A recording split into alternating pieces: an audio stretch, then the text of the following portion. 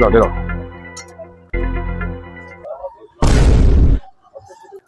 भैया कितने पैसे हुए? भैया आपके 50 रुपए हो गए। दो अनुसार पैसे दो। पैसे तो तुम ही दोगे ना बादशाह।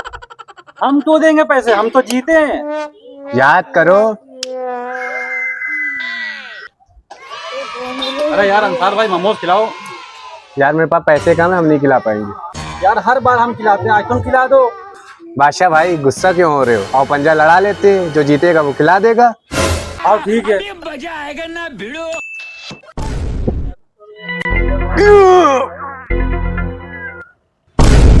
लो जीत गया मैं। याद आया।